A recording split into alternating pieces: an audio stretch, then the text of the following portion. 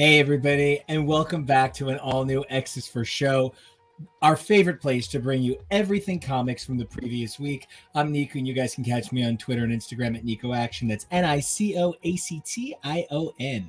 And I'm TK. You can find me at XNateXGrayX. And I'm super duper excited to be covering the books we're covering today. It's so exciting when Marvel takes the time to sort of, I want to say, celebrate multiple things. Now, of course, the most important thing we're going to be talking about is Marvel's celebration of women with the Women of Marvel special, which was a lot of fun. Super excited to talk about it later on today. But we're also going to be talking about some other celebrations like Doctor Strange 50th.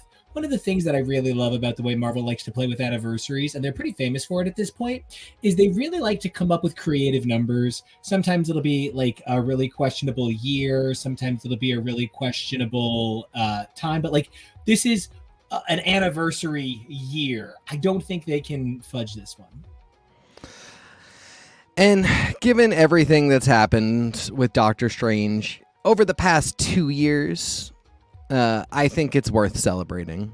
Oh, yeah. And one of the things that makes makes this entire experience, I want to say, not just exciting, but the engagement is what I'm looking for from Marvel, is that they're also kind of letting it play into other parts of the Marvel universe.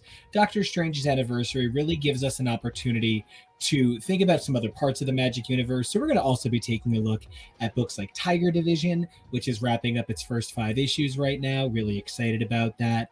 We're going to also be taking a look at Storm and the Brotherhood #2. We're really looking at all year 100 of Sins of Sinister at this point. Absolutely. 3 issues of Marauders by Steve Orlando, which I'm really excited to talk about those 3 issues. A lot goes on in 10 through 12. We're also going to be kicking it over to, I can do this from memory, because what's going to happen is the books are going to come up and I'll be like, oh, I read that. I'm so excited. Women of Marvel #1, Photon #4, which we got stuff to talk about. Yeah. But speaking of space ladies, I just want to take a second and say, if we're talking Women of Marvel, I want to talk about one of the Women of Marvel who doesn't get enough credit for being a Woman of Marvel these days. I am obviously talking about my absolute second favorite fictional character of all time, one Ms. Ripley. This is a no question situation for me. Sigourney Weaver is Ripley in the Alien franchise. Every year on my birthday, we watch Alien, the extended cut, for my birthday. Keva was such a good sport about it. Jonah is such a good sport about it. So just repping a little bit of one of the Women of Marvel who doesn't get enough credit for being a Woman of Marvel.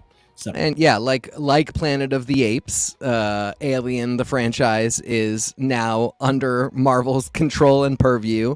We have not done a fold into 616 yet, although I see that being much more plausible for Alien than for Planet of the Apes, despite those weird covers.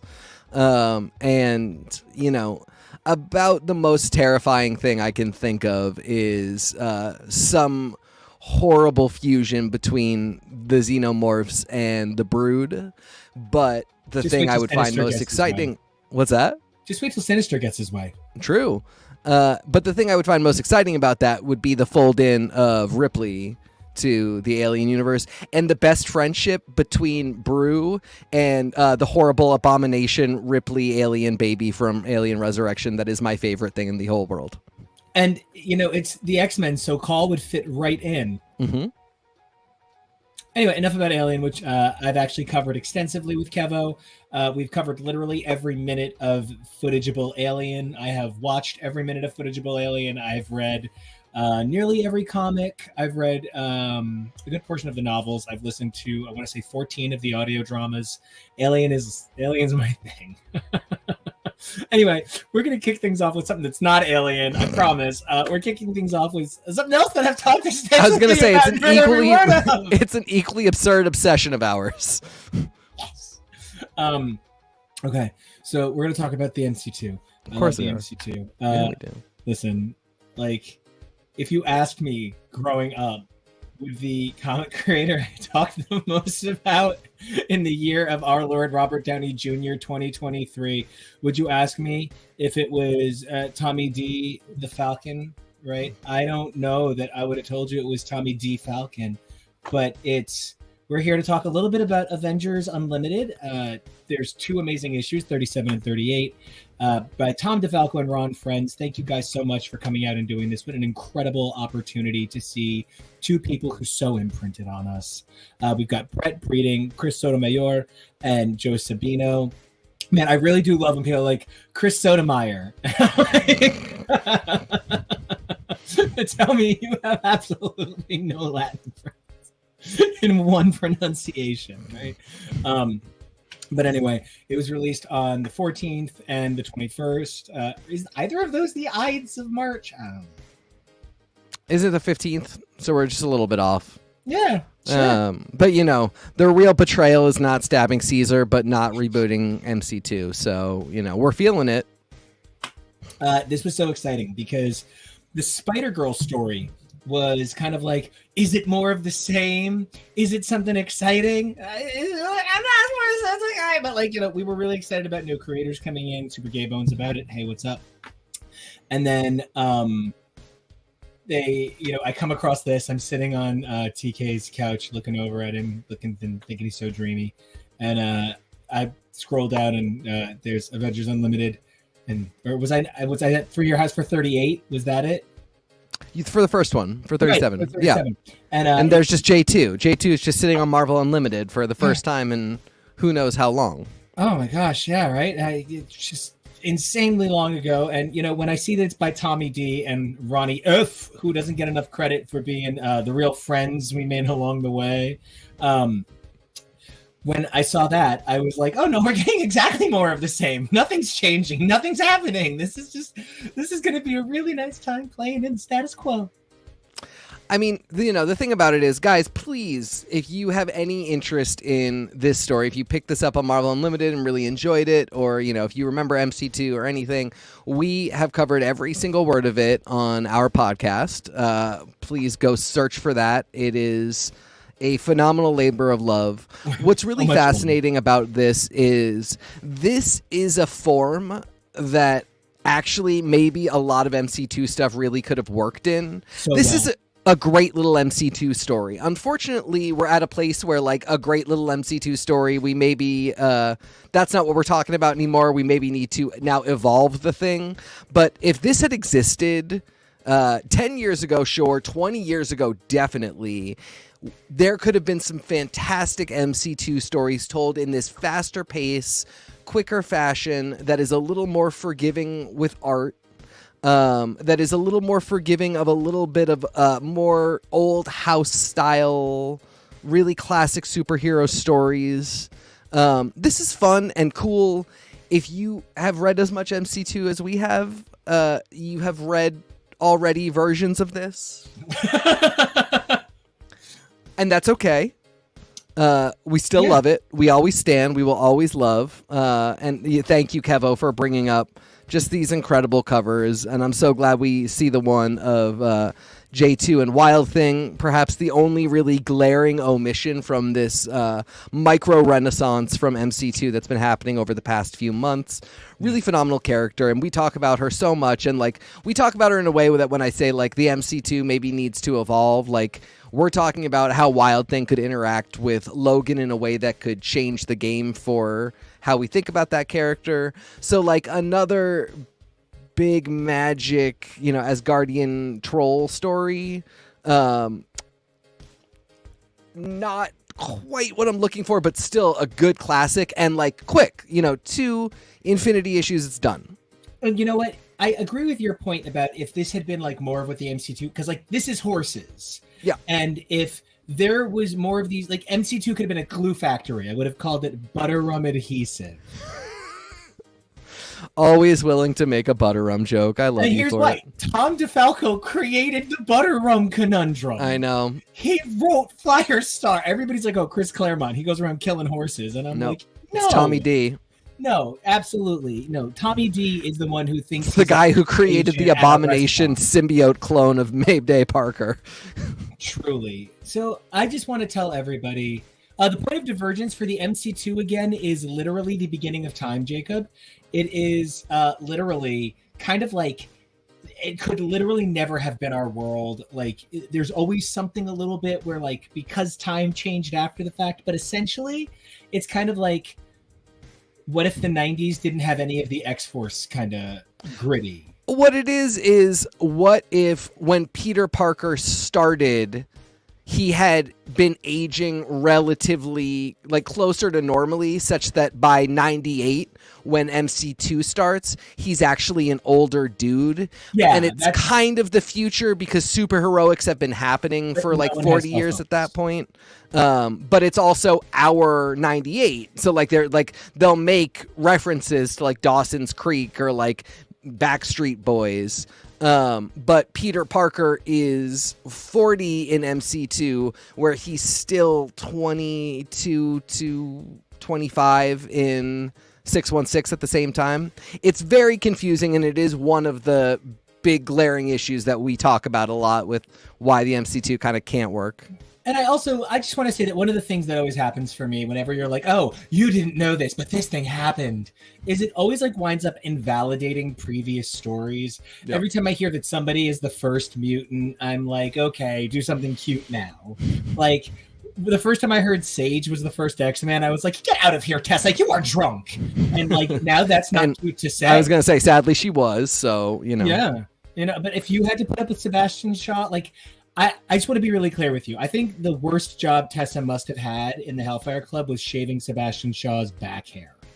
I just really need that in the diaspora of the world. I think we both know he's a waxer. Oh my God. I can't even imagine the entire full-time crew that it takes and how much energy that charges up in his body. Well, speaking of first mutants, I think Kitty Pryde created them. Listen, I'm really excited about Marauders for something, and I can't wait to talk about it, because one of the things that Marauders offers us is what if somebody who wasn't sexualizing her had a Kitty Pryde fetish? And I love it because, number one, Wicked is the greatest character in the history of the effing Marvel cosmos, and she and Freak Show are why I say Genoshan Excalibur is better than any 12 issues of any other Excalibur. 12. We are not talking 13, and we are not talking 14. That is not going to happen. Yeah, it's kind of Al Goring the internet. Yeah. Producer Kevo asks, did Kitty Pryde make mutants like how Al Gore made the internet? And it's weird, Kevo, because like insofar as the author is kind of suggesting it, yeah, because somebody's always going to come in and have made mutants first or be the first mutant, as Nico was saying earlier. But no, I'm more first. But, you know, in universe right now, presently, this is the most current, like, early mutant origin story, except it's not really an origin story. It's like a fish out of time water type thing. And there's always this, but you didn't know kind of element to it. And like, okay. So I love Wicked and I can't wait to talk about that. But like every major run of X-Men is in some way, since the first, literally since after Stan Lee, is marked by, I felt more for that character than this character. And Kitty Pryde has been the masturbatory object of expression of backlogged sexual desire for Warren Ellis, for Joss Whedon, for Bendis. I'm so happy for Bendis to be on a list where he's the least problematic person. And it's a little Jason Aaron even, where like I'm not gonna mess around with this. I even love that Bobby's a homosexual now. Okay, like homosexual Bobby is, I understand, it's the moment, and it's 5 minutes ago, and it's 10 minutes from now, right? And I know that, but I really loved him banging Mystique and Kitty Pryde within 5 years of each other. It's so stupid. The trash early 2000s we dunk on it so much, and like right now we're having a renaissance of dunking on it. People are talking about Chuck Austin a lot lately. Like there's a bunch of stuff coming up about the early 2000s, and like we're now becoming more forgiving of stuff that we at the time didn't like, in the years since haven't liked. It was tough to like it during the Decimation era because it just felt like the X-Men are never going to be good again. So it sucks that like even their recent history pre-Decimation was a little messy. That era of Excalibur is another one where people were like, this isn't Excalibur, this is effing weird. Who is this ghost lady mutant?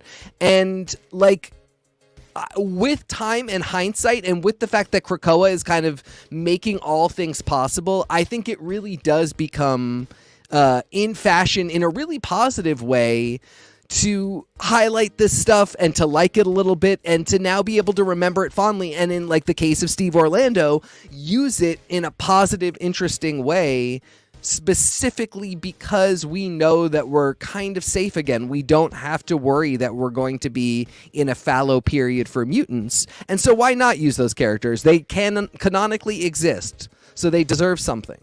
And, to that, I want to say that we talk a lot about how there aren't enough mutants of color and there aren't enough queer mutants. And it's because the system was designed to game us out of more options, such that every mutant of color was all of the mutants of color for their whole existence, such as like that black person is now all Haitian characters, all African characters, all Caribbean characters. And it was just this sort of blanket statement such that when we got more choices, when they finally said, no, there's two different kinds of queer, not that that's all there are, but they finally gave us two. There's at least two. You wind up in these situations where like, I love Storm and I would never give up a minute of Storm, but it just bums me out that when I see a lineup, sometimes I'm like, oh, well, Frenzy can't be in this because they announced Storm's the leader.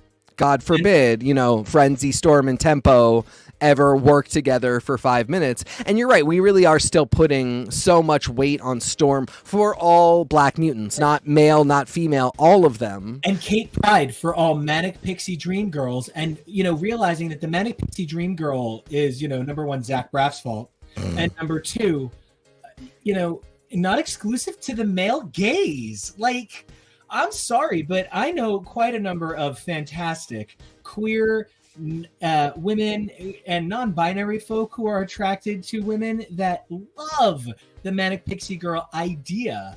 And so many people have used that for Kitty over the years that we wind up in this situation where Kitty has held all of the stories of this type for so long that if you had just given me any damn other person in the I see real quick, producer Kevo says also Joseph Gordon-Levitt. Actually, Joseph Gordon-Levitt has never done anything wrong.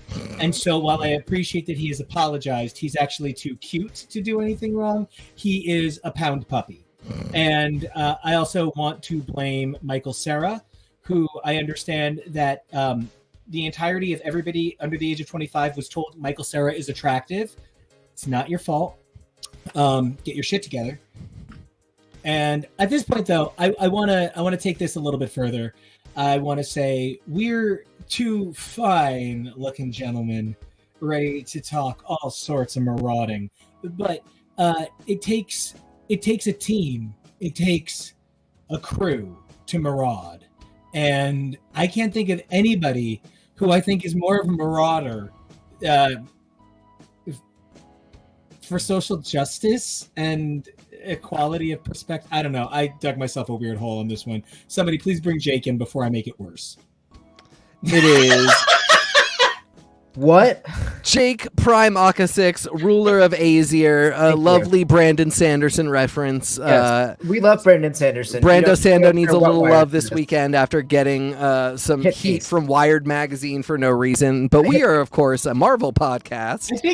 But I do think Wired Magazine is getting way more hate, and I really love that. It's true. Come for Wired right now. Well, this is beyond the pale. Anyway, but yes, this is not a Brando Sando podcast. We're here to talk about mutants and mutant history and mutant justice. I can't disagree, Kevo. That did work better than most of my intros. But speaking of intros, Jake, Prime, Aqua 6, ruler of Azir, he, they, would you do me the incredible favor of telling everybody where they can find you, a little bit about who you are, and start weighing in on Kate Pride, the every girl of Marvel that you could never be, but you want to be with. Not you, you could be her. But, that's the image for her. You could never be her. Well, okay, so I'm Jake, Prime Aqua 6, ruler of Azir. I took it over from Gox, if you know what that reference is. I love you. And you can find me on the internet at Twitter at Mega Sentinel, Mega Sentinel, and on Instagram at the Heart Farmer. That's me. Those are my deets. Kate Pride. My relationship to Kate Pride is largely born out of this, like the fact that she was young and Jewish and felt her marginalization while still being an very passing person. Really wrestled with social justice issues, made a lot of missteps along the way. God loves, man kills. Let's talk about that. New Mutants number 4. Let's talk about that. But the moment that really clicked for me was when X-Men 200 or 199. When Kate and Eric Lensha, Magneto, go to the Holocaust Memorial event together, and Kate learns that Magneto actually helped save members of her family at Auschwitz. I was maybe 9, 10, 11 when I was reading that. I was, very much on the fast track to Bar Mitzvahville, and it's a town we all get to.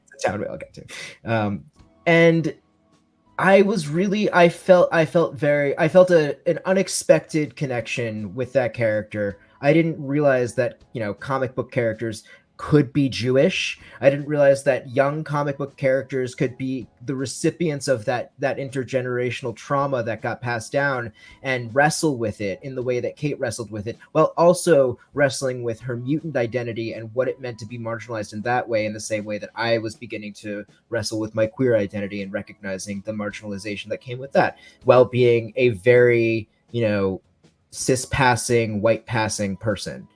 Or white person. I'm just straight passing is what I meant. Sorry, misspeaking. You do pass as white. It's true. Very white. Alabaster. Lily white. So when I never really keyed into a lot. That has always been bullseye for me for Kate. I've always been my sense of connection to her. I never really tapped into other people's ways of viewing her. When are you talking about Mechanics era? Well, I'm talking about Mechanics College era. I'm talking about Warren Ellis during Excalibur. I'm talking about Joss Whedon. I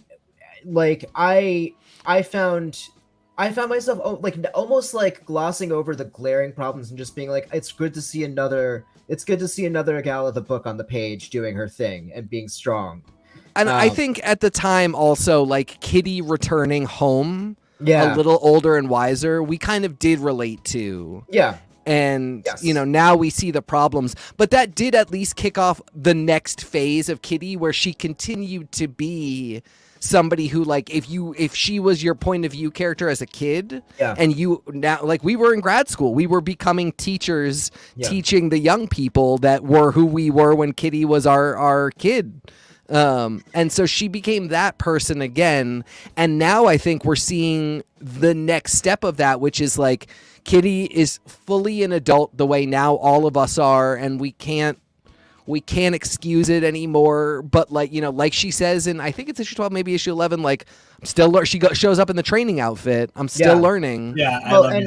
And narratively, Kitty was the first first real new student, like student age student. You know, I don't really count the new X-Men as like students of Xavier's school. No, they even were though like they 20. were He mostly pulled them adults in at for a that mission and they stayed. Right. And so Kitty was in a lot of ways, Kitty is the recipient of all of that institutional and generational memory. She is, you know, she's absolutely the best person of her generation to be on the Quiet Council. The fact that she feels the weight and burden of these extreme existential questions about mutant kind and wants to come up with practical solutions to them is also very it's very of the way she was raised. You know, she encountered so many cosmic things and was able to break them down to their, you know, simple constituent parts and see that these are just simple problems to be solved, you know, in you know, stitch them together and they make one big problem we've solved. I think though that she's the beneficiary Yeah. of whiteness Yeah. and cute widow girlness, because she was never treated as a woman. She was always treated as a girl. And the only way they knew how to treat her as a woman was to give her a love interest. And in that way, I think she is essentially, in all of the ways that matter, Annie singing Teach Me How to Christmas. Because Teach you how to understand Christmas. Yeah, teach you how to understand Christmas. Because at the end, she always reverts back to boopy doop sex. And that makes Pete Wisdom Jeff. And I love that. And love it. And I love Pete Wisdom. And Pete Wisdom can do no wrong. And I love it. Where does that leave us for these last 10 issues? Kitty returning from the past, from Threshold, to come back, you know, having been betrayed by Cassandra Nova, having left her there, having decided that she needs to fulfill the puzzle box mystery and close the loop of this 12 issues that seems done. Like, Sir, we're not. I reject your premise. I reject your premise. You cannot be betrayed by Cassandra Nova. Oh yeah, you she's only have been stupid until that moment. She's the Scorpion. I mean, and that's the point. There was no betrayal because Kitty knew. Obviously, I mean, like, nobody was surprised, but like, I was surprised by, and God, this was just such a tight last couple of issues. I know that this whole series has been very controversial for a lot of people. I think now that it's come to an end, the reread will feel a little tighter. I agree with that. But for me, I read this and I was like, oh my gosh! First of all, Carmen Pride. I had actually forgotten. I had forgotten how he died. I'd forgotten that he died at Genosha and that Kitty saw a video of him right before he died in Magda Square.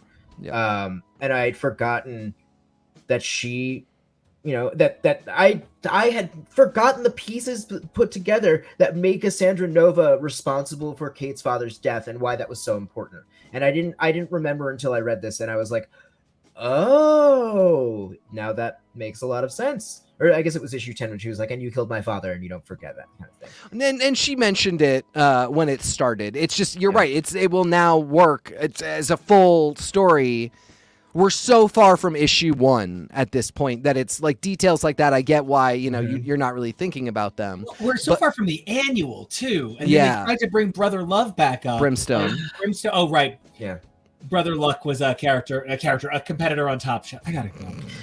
Yeah, it was sad that story didn't really. It clearly did not get the runway it was meant to. It feels like it got cut off at the legs, and that may be setting up for a future 2099 thing. Because he's bringing back Spider-Man 2090. He's bringing back his Spider-Man 2099. I think he's going to keep doing that stuff. Go, Nika. I know you have a thing. But then it's a problem for me. Like, that's fair.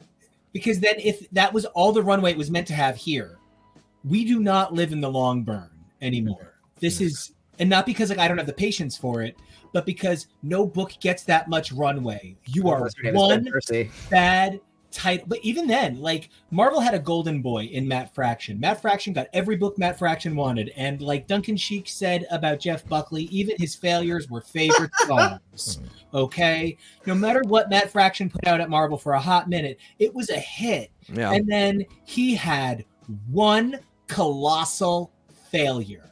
And it was Fear itself and the surrounding Thor run. And his career literally didn't recover until Sex Criminals. He had to leave Marvel to recover. So really, any one of these guys is one tank away from, the favor turn on Bendis was insanity.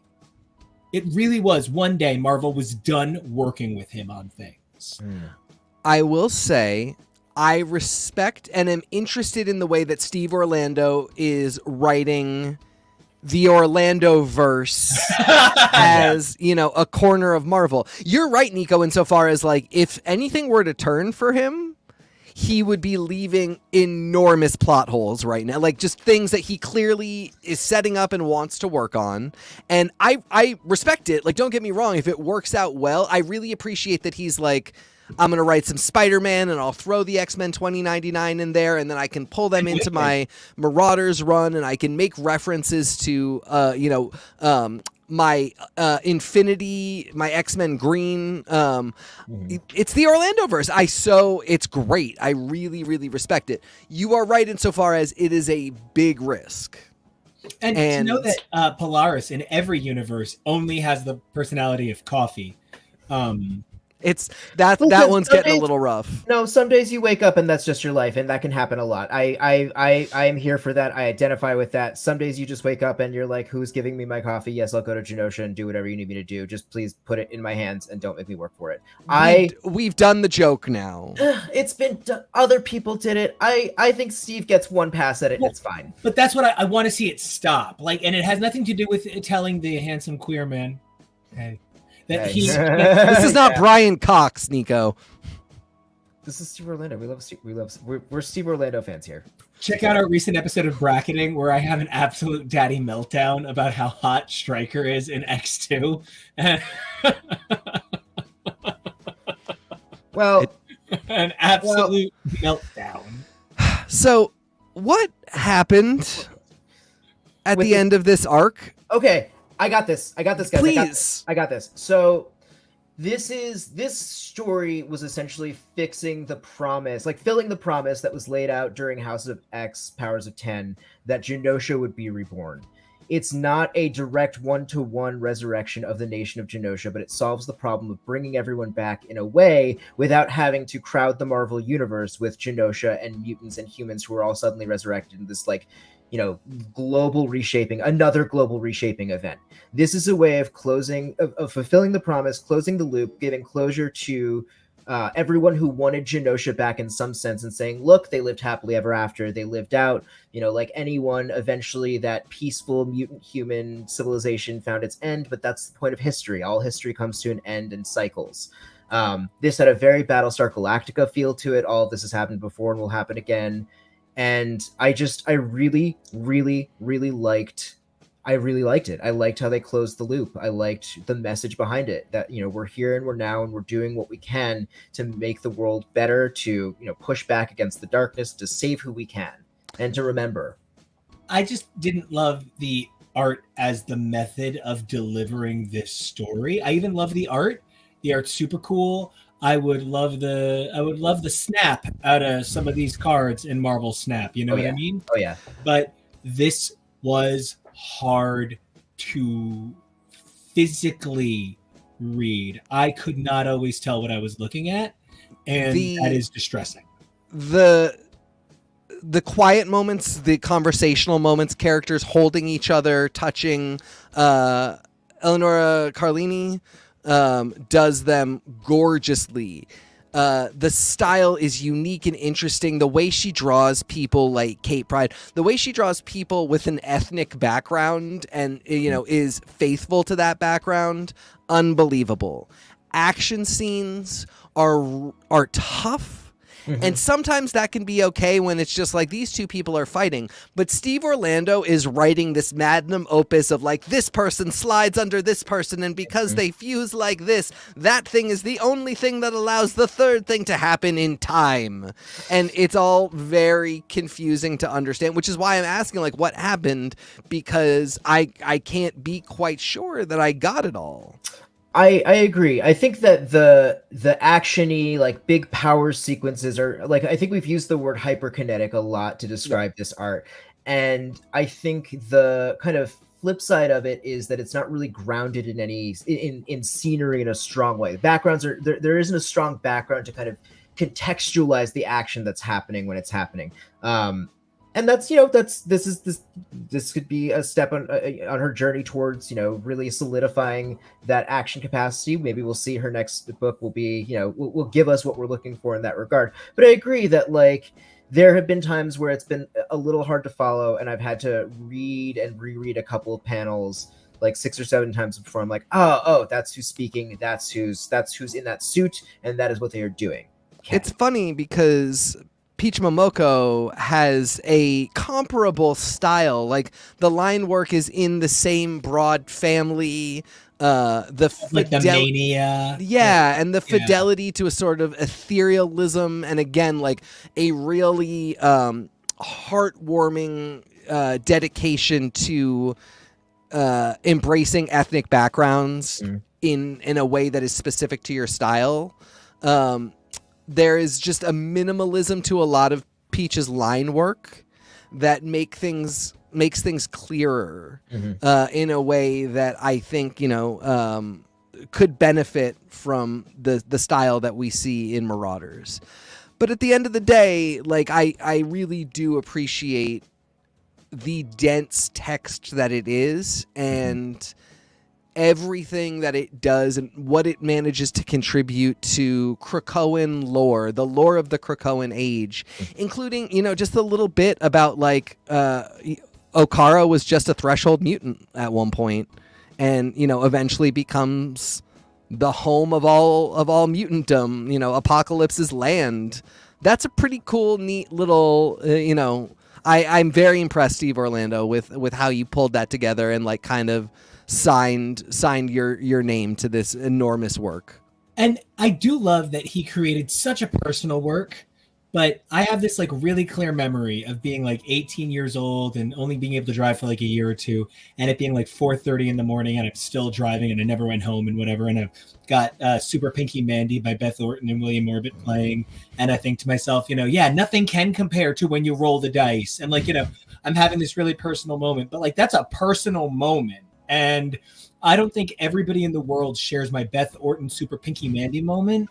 And I think on some level, Steve Orlando did deliver an incredible emotional opus. And I bet when he held it, he was like, this is something personal that many people will react to. Yeah. I don't know that I was one of the people that reacted to it in the way he was hoping, but I do know that the work Steve Orlando is doing is also the sort of thing that is a general sentiment in the X Office, where characters' emotional depth is the central tenet of building the narrative, which is the heart of Storm number 2. And Storm number 2 by Al Ewing and the amazing team of Andrea DeVito on art, Jim Charalampidis and Rochelle Rosenberg as color artists, VC's Ariana Marr on letters, and Jay Bowen on design. Thank you. I got you. I really loved when they were like, let's go kill us a Moira, because it becomes a heist book. Yeah, my goal in life is let's go kill us a Moira right now. But this was tough because I like Sins of Sinister. I like it a bunch, but I don't like it as an event. Maybe I would have loved it if Marvel was like, we're putting all of these books on hiatus and we're doing digitals only, or unlimiteds, and you only get it if you're an unlimited annual member or unlimited I don't know, however you need to do it, and then everybody else gets it a month later, whatever. But this was an opportunity to do an event a little differently, and instead they did it exactly by the book. And now I am feeling like this is becoming an expensive what if. You know how I would have done it, and I wouldn't have done the original this way? I would have done it the way they just did Heroes Reborn, the new one, where it's completely side and optional. Yep. And the book continues anyway. Yep. It's this enormous event on the side, its own little tangent universe that's running parallel. And, like Donnie Darko in the tangent universe, at the end, it's all going to swing back and be fine. Wait, is Storm just a giant rabbit? Yeah, we're just trying to get an airplane engine back into some kid's head. I would have not half shut down the X-Men part of the universe and been like, oh, who knows what's going to happen? Because we know what's going to happen. We're going to do a majority reset with some minor tweaks. So in that case, let's just keep running, have this story running parallel in exactly the way that it is. And, we won't lose progress. And anybody who doesn't want to doesn't have to pick it up because all their, original books will keep going. But you took Ewing and Spurrier and Gillen off the board to do this. Right. Well, I mean, at least they're not making us buy extra books on top of the series that are running. These are just continuations of the series that were already there. That's a great It's point. also not like they're doing a full separate miniseries per like subset element. Like this isn't Judgment Day, which I'm very grateful for, because as we said before, 30-something books is a lot for an event, even a summer event. This is what, like 9, 10, 11 books. This is 11 books. It's and 3 and per. Most of them take the place of an X book that would have been released anyway. So this is what I'm here for. I'm reading it. This is how I feel. I'm spending that money anyway at this point. And getting to see a Storm Destiny go after Moira team up in space, no less. I'm here representing the greatest space lady of all time, Ripley. But I weren't just representing the greatest space lady of all time. I would say there's always room for big women, big action in space. And Storm, my favorite Storm story of all time is the Akanti. And her having a moment where she was so at one with nature, a species too foreign to her to even begin to wrap her mind around. Storm could show a level of empathy and understanding that she was able to merge with this creature. It's like, it's why Storm is the mother we all want. She's the woman we all dream that we could be or be impressive to, and yeah, this was a good move for me. I just really wish it had been in regular continuity somehow. I don't know. I wanna kind of raise the issue of Sorceress Storm, and just especially as a nod to our friend Raven, who raised the issue during the Scarlet Witch issue that Storm appeared in, Hey Raven, we miss you. Looking forward to talking more about Storm and magic with you. Because Raven, I think, rightly raised the issue that Storm isn't like typically a magic person, and she ends up having to kind of, because she's Storm, because she's one of or the most prominent Black woman superhero character in the Marvel universe, she ends up doing all of this heavy lifting and playing all of these roles. And this is what we were just saying earlier, where she has had to be the Black person, not just the Black woman, the Black person. Yeah. And even now that we have these incredible characters like Frenzy and Tempo, where we literally could have 3 Black women on a team as a team, that's a strike force right there. We still a lot of the time are like, Frenzy and Tempo are there, but Storm is the woman and she will do everything. And it's a precarious balance, because there is a degree to which it's like this iconic queen who should be everywhere and should be the ruler of the solar system and is so awesome and should be able to tap into something and manipulate the fabric of the universe. I will say, on the one hand, I absolutely agree with Raven. On the other, if we keep chipping away at this idea in pieces and in bits of story and lore, the idea that Storm has a connection to magic, which is a pre-existing thing, can be earned.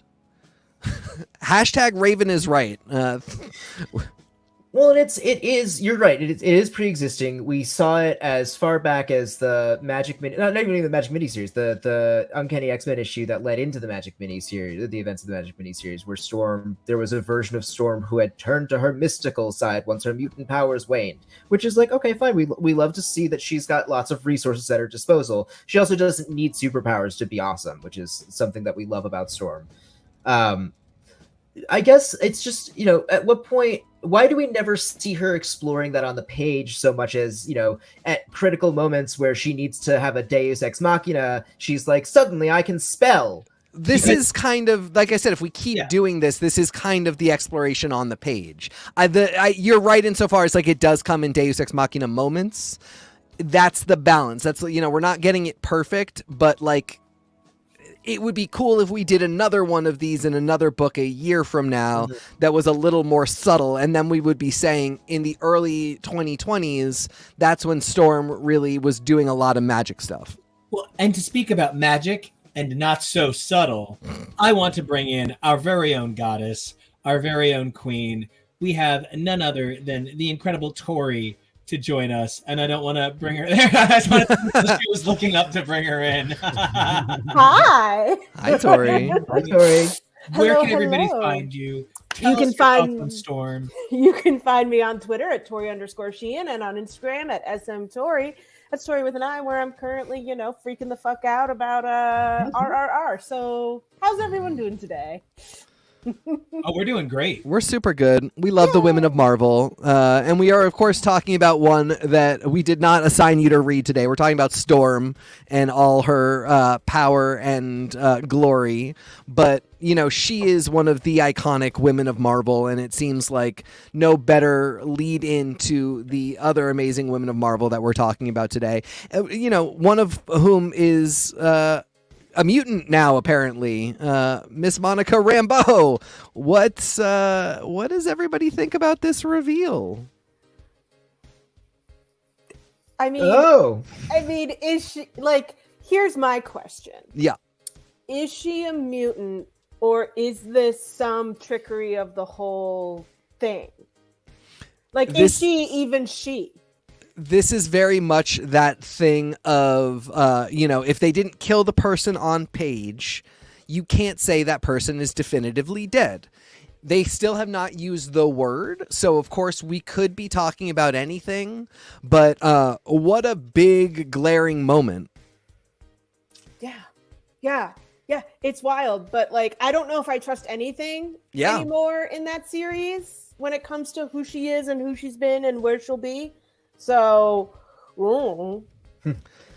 but it does feel to me in a lot of ways like she is getting, for better and worse, that same Storm treatment of we're committed to making this person a contender and a heavy hitter, and we want to sort of lay that groundwork where we often and repeatedly say this woman is a badass, this woman is powerful. This woman is, for as great as Carol Danvers is, Monica Rambeau is just as powerful, if not more so, and maybe a little easier to get along with and a little more enjoyable to have at a party. And maybe a mutant. We already did that, Nico. We already covered it, but Buddy, I want to hear more about. Yeah, I want to know what you think, because what I was saying is it's if you don't see the dead body on screen, you can never assume that character's dead. Yeah. I don't know if this is Monica. I don't know if it's Monica. Know. I love that interpretation, and we haven't heard the word mutant, so is that what's happening? I think the potentiality for cleaning up some of this. Okay. I want to ask you guys a question. Please. A guy can't get a break and he keeps being passed over. So he goes to a doctor and the doctor's like, look, there's nothing that can be done for you. Go meet me in the back. I'm going to stab you full of some stuff and it's going to make you so strong. Right? We normally call that cycling. And don't let Olympians do it. But in the Marvel universe, we make you a captain. This is about drugs. Okay. So, but that's even one of the things. How many people in the Marvel universe got powers from something that is technically a medical disorder or that causes cancer? It's sort of like we have so many weird origins that we have to start being oh, no, it's not that Spider-Man got bitten by a radioactive spider.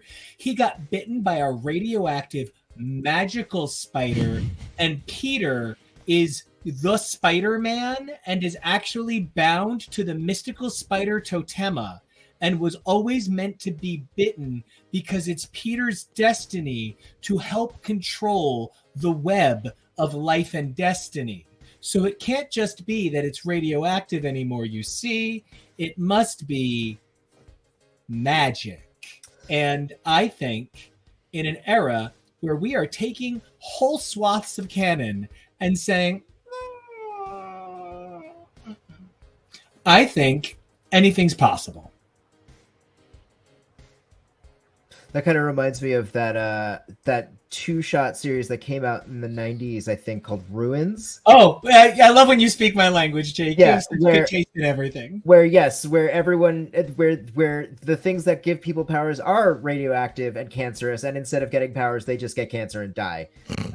It's horrific. Nuke from The art Squadron Supreme. and the Hulk is just like a cancerous mass of a person. It's oh my god. Is it Alex Ross doing the art on that? It's very It's in the style of Marvel's by Warren Ellis. Yeah. It's something. It's if you've never read it, I think it's on Marvel Unlimited now. It's worth a read, but warning, graphic.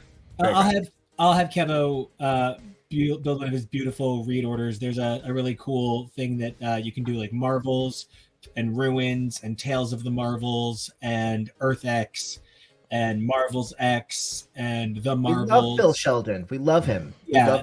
There's a really character. Beautiful narrative you can pull together.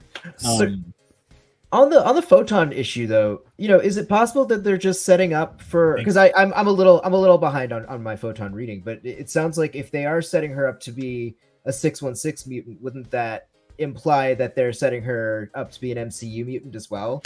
That is that's one of my big feelings. Yeah, and it's it'll be interesting to see.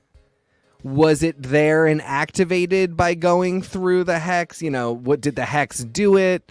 But on top of that, we get a really great Marvels in, Marvels the movie in 616 canon in this Women in Marvel story that features Monica Rambeau hanging out with Kamala Khan. So, there is a very much a vibe this week of we're marrying these two universes. And let's not forget, we found out, just as Jonah, amazing contributor, show creator Jonah points out, let's not forget that the human distinction mutate. Yep. Right. Let's not forget that Sana Amanat, the woman whose life story in many ways as a young Muslim woman from Jersey City influenced the creation of Kamala Khan at Marvel. She said that when they first created Kamala Khan, the word was mutant. Yep. And then they didn't. It was a rights thing, and so they made her an Inhuman because Inhumanity was the haps, yep. And so it's what they did. And I did love this Women of Marvel special. I want to say that if we could pull up that amazing credit, I thought that this was, and I'm going to say something that I'm afraid is maybe a little insulting, but absolutely. None of the big names on this are big names yet. And every one of them deserves to be, so that Marvel instead, because I felt like they've blown some like Women of Marvels and Homos of Marvels and whatever other specials they've done. I felt they've blown some. Like they've really wasted them by putting the most obvious people doing the most obvious stories. But we loved Jodie Nishijima from the second half of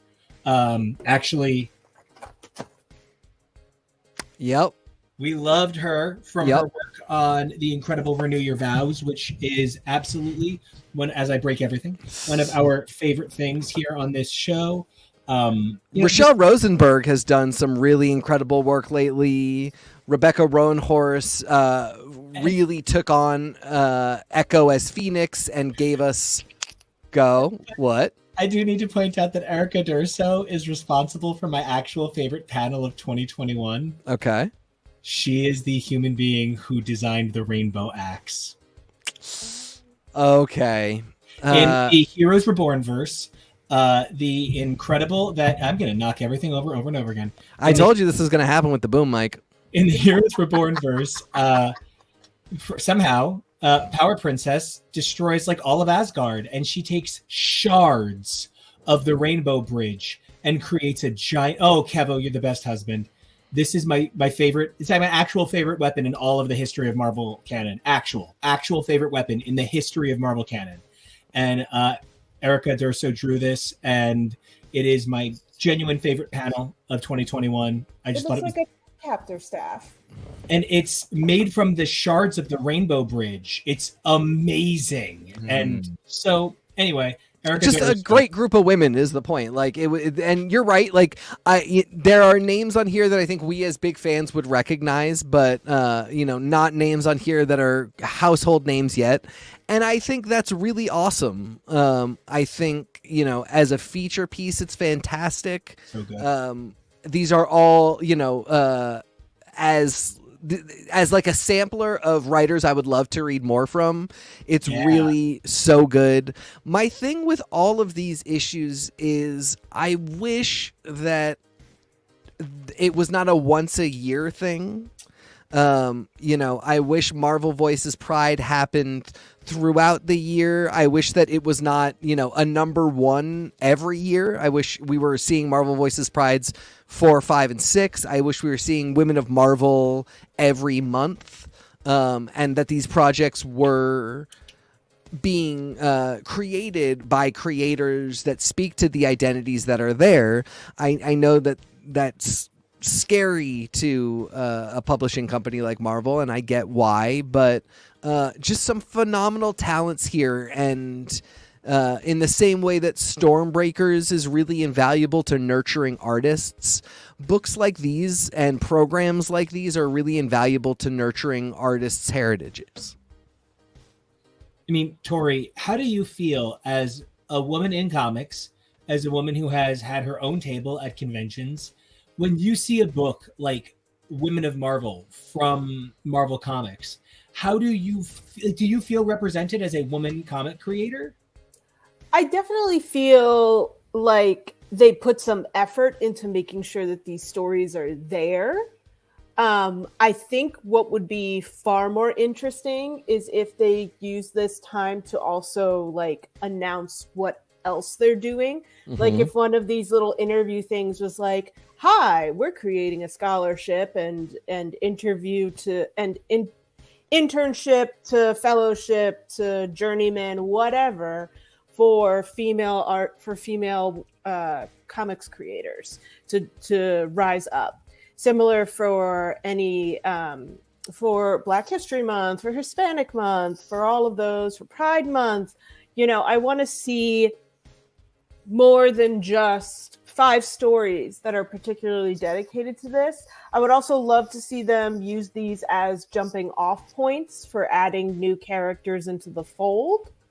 I think we had a couple of those in last year's Pride, but to me, this was a lovely issue. I really liked that they were all sort of themed together, which I don't think we've seen in one of these particularly before, at least the ones that I've been on.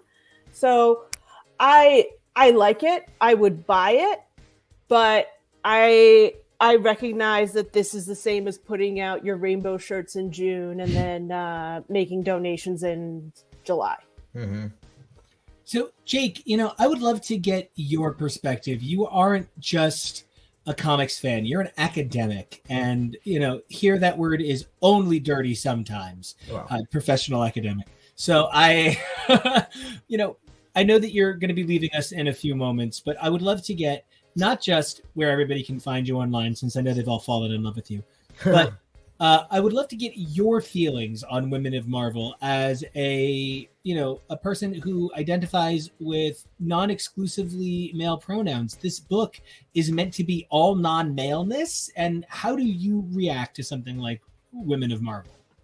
I guess I get really frustrated. I think that, so let me bracket this. I think representation is clearly very important. And I think that giving anyone the opportunity to see themselves represented in the text and to feel that resonance with characters is really, really powerful and really important. My issue, and this is a recurring issue, is that for Marvel, Women of Marvel does not include transgender women. Ever, and trans identities are relegated to queer identities always, and this is always an excellent opportunity for Marvel to step up and say, well, we recognize that trans people are the gender identity they say that they are. There are a number, not many, but there are a number of trans women in the Marvel universe, and I'd like to see them represented in Women of Marvel because that's where they belong.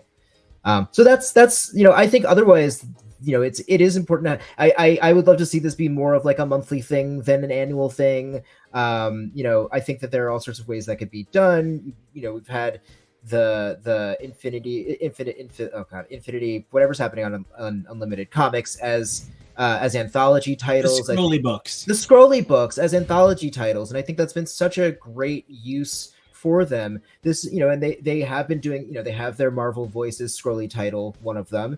Let's get more of that. And what an opportunity to let these storytellers, these women who created these stories, have more runway for these characters.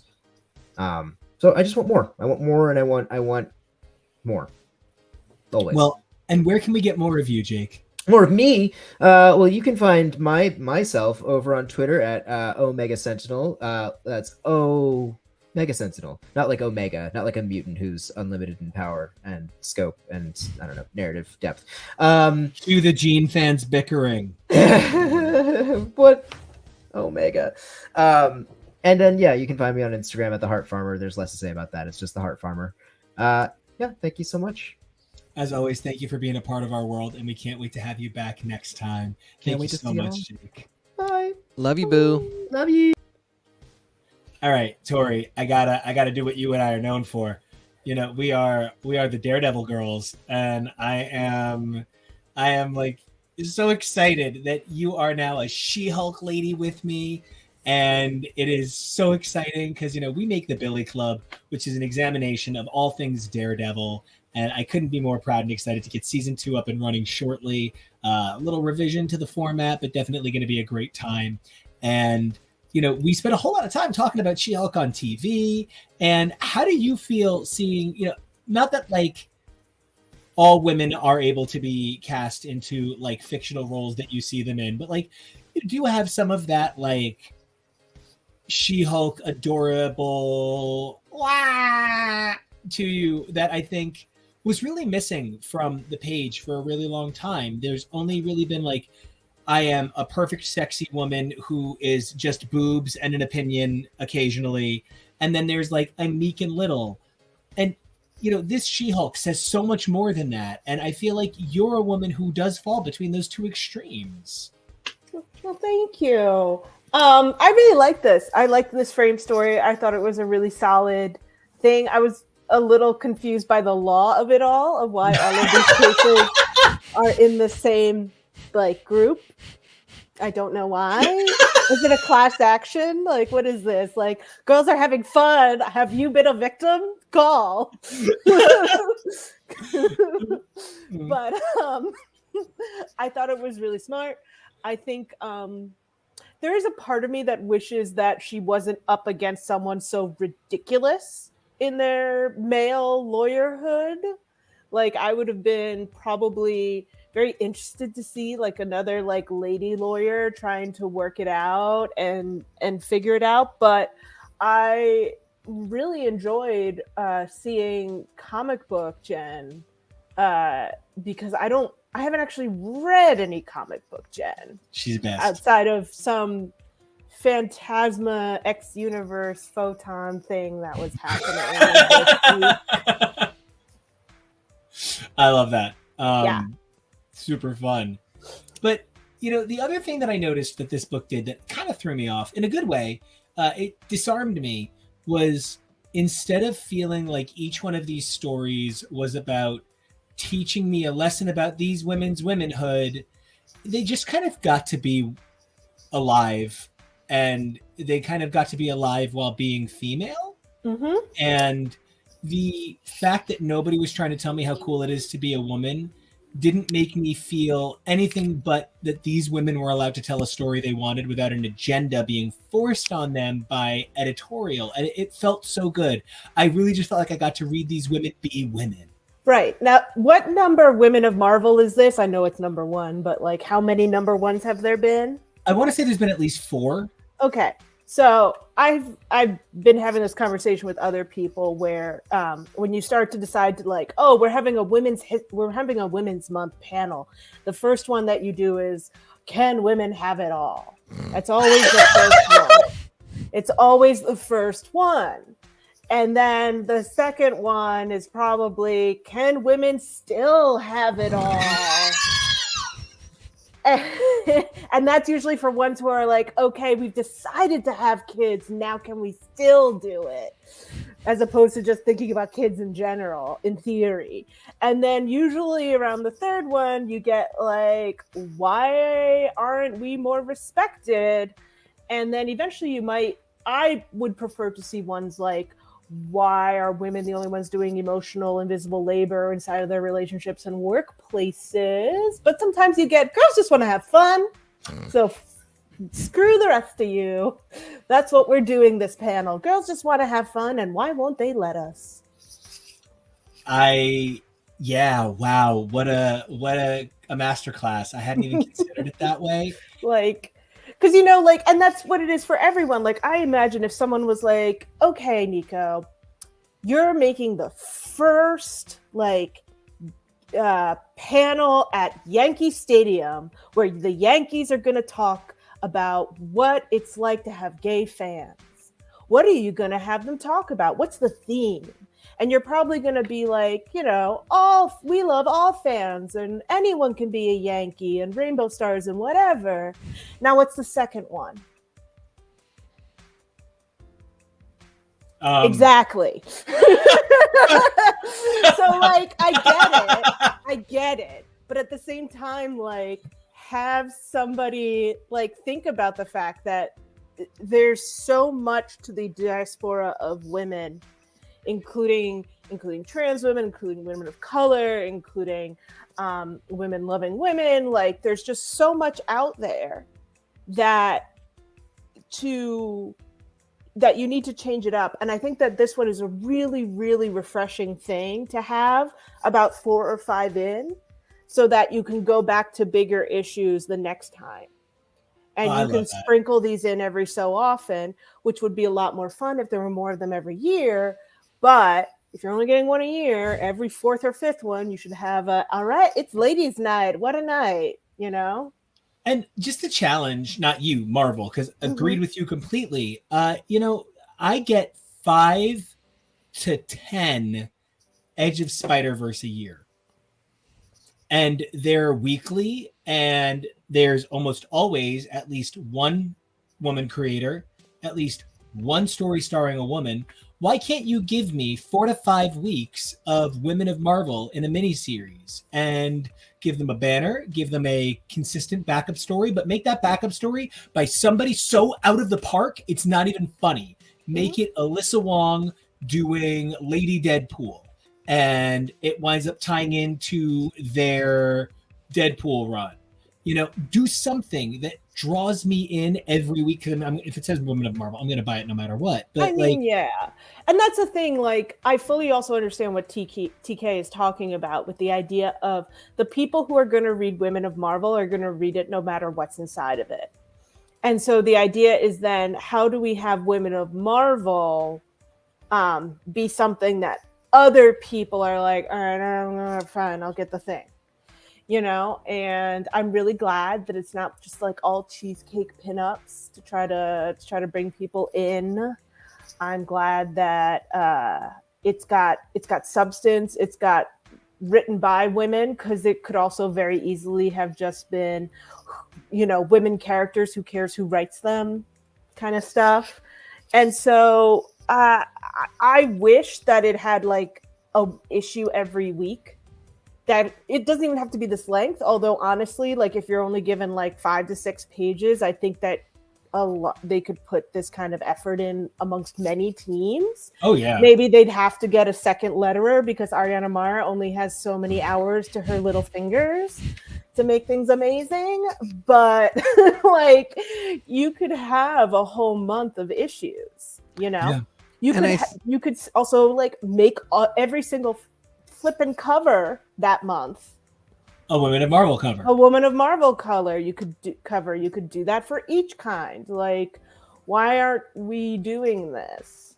And I think another really important point is the first time we stuff a story in there that is necessary reading to understand everything that's going on in the Marvel universe, that is really a way of saying hey, yeah, I guess you don't have to pick it up if you don't want, but like we're doing this. Like it is, and the thing is, there are 6 decades worth of cheesy, hammy, stupid mistakes that women-only books have to make in order to catch up to their male counterparts. Like, because that's the thing, is it's always going to be like, well, if it doesn't go well, like if they do something wrong, then nobody's going to want to read it, which is the silliest and stupidest thing, because men have been writing cheesy comic books. We are talking about a cheesy male-written comic book from the 90s that Nico and I still love, and when they make new versions of it in the Infinity format in 2023, we flip out over it, even though there are parts of it that are not the highest quality. So the silly standard of like the women books have to be the best quality.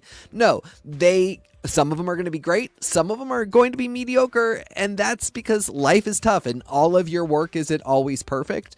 But we have stuffed the most consequential plots in Marvel history into the most mediocre writers' hands any number of times, because that is the ball game and that's how you do it. Tell me right now, Jim Shooter is the greatest living Marvel comic writer in 1984 and had to write the first ever Marvel crossover. Tell me right now. I Right? mean, ask me how many decades of Daredevil we got before it got good. And how many we got before a woman was involved in it. Right? And she only, I mean, like literally, it was the first good writer. The second good writer was a woman. Yeah. Yep. So, you know, there's room for so much more, and it's what I always say about the Avengers Endgame scene where all the women team up to get the ball across the finish line. You can say that's as dumb as you want. I don't think it's any stupider than Cap, Thor, and Iron Man walking out to, and then, Thor suddenly rebuffifying in order to fight Thanos. I like both moments. They're both dumb because it's a dumb movie. That this is their plot to save the universe is dumb. That's the whole point. So it's all dumb. And women get to be as dumb as men, and that can still sell books. If you can't buy into that in 2023, you might be the problem as a reader. Yeah. And it also makes me wonder how much they're keeping certain audiences away from their books because they're catering too much to the old crowd. Yeah. And, that was a huge problem I had when I worked at a comic shop. It was like most books were bought by guys who would literally come in and say to me, I only read the one that's got the guy that I know on the cover. I usually pick up, I read the Superman book or the Batman, whatever, I read that one. And I was like, cool, no problem. You're keeping the comic shop open. I'm so grateful that you're buying these books. But it was the guy who would come in and be like, I gotta put X-Force back or put X-Factor back. I can't afford them both. And I would just be like, there's a discount for you. And if you can pay $2, you can have them both. And because, you're making the fandom, and the fandom is the engine that drives this whole thing. It's not the only part of the car that matters, of course, but it is the thing that gets the car moving. Mm-hmm. And, there is something to that. And I do feel like for the most part, core fandom really does care about that. Not everybody, obviously, but it is more important to people to see this industry and this medium grow than it is to see your fave, your Peter Parker, get his next book. That's my one. Peter Parker is Mayday Parker, and she should get her next book because she's literally on topic. Exactly. It's perfect. We are at the end of this segment. And I mean, Tori, one of the things that I love so much about having you on is the counter perspective of you really are like the goal of these editors. Pulling you in is their goal. A diehard fan, somebody who when she jumps in and buys every book. When she jumps in and goes all the way. You are the key demographic here. And with that in mind, how do you feel about these one-shots? Because I try to schedule you on stuff that I think that you're going to be able to read conveniently. How do you feel about how many one-shots at Marvel you've done? And does that really give you a sense of these women, of this world? I think it gives me a a jumping in point on these characters where I can also turn to people who are like, hey, that Tiana Parrish girl on WandaVision, liked her a lot. What's her deal? I could be like, oh, try this first and see what you think. So it's helpful in translating it to someone who's probably not going to go in as deep as me, but I think that it makes it so that people are like, so Secret Wars 2, blah, blah, blah, blah, blah, blah. And I'm just like, mm-hmm. You were so good about listening to so much beyond your stuff. I was like, something is happening. I don't know who this Beyonder is. He's white Michael Jackson. Except now it's a different person, and then we're getting white Michael Jackson back. But also there's like white alien like grays from every like the Beyonders really have gone off the rails. We should have wrapped them up in 2015 during that giant summer crossover, and we probably shouldn't have ever talked about them again. Yeah. So like that was it's a little rough when you have that dive in, but fortunately I have a friend who can explain it to me, and also like honestly the internet is right there. Yep. And like if you Google the right group of phrases, you'll figure it out.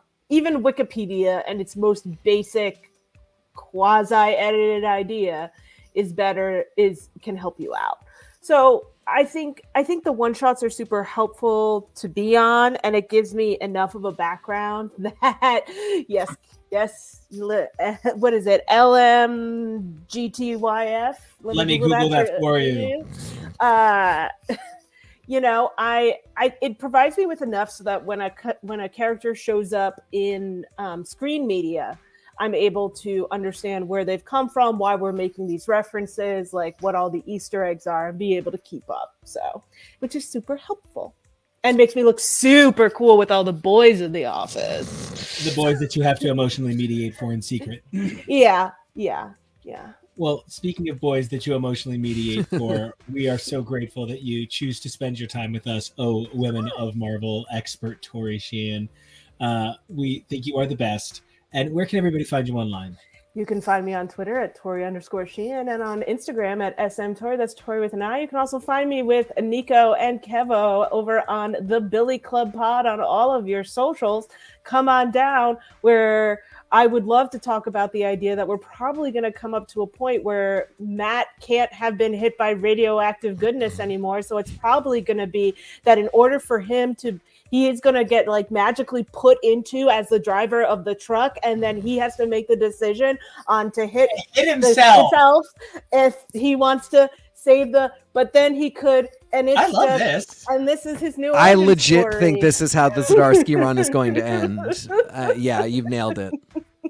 Well, until we come back to drive giant garbage trucks full of radioactive waste into children ourselves, Tori, it has been a pleasure having you. We will have you back ASAP. And speaking of back ASAP, the two of us are gonna go take a quick break. And when we come back, we're going to be talking some Tiger Division. We're going to be talking some Doctor Strange.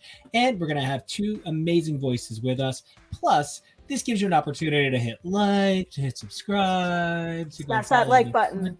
Smash it! Right? So, smash it! And we're going to go to this commercial, and we'll be back. I'm that Agatha.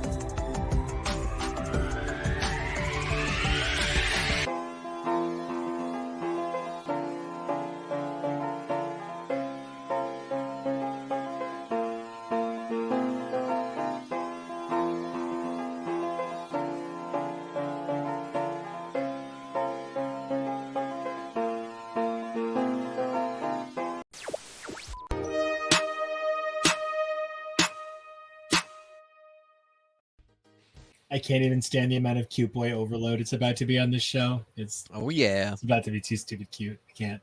All right. So before we bring in two people, it literally can't be said enough that for an unbelievably dedicated year plus, the cast of Doctor Strange and his amazing adventures were covered by our very own Nathan, Steve, Raven, Juancho, and at times Kyle.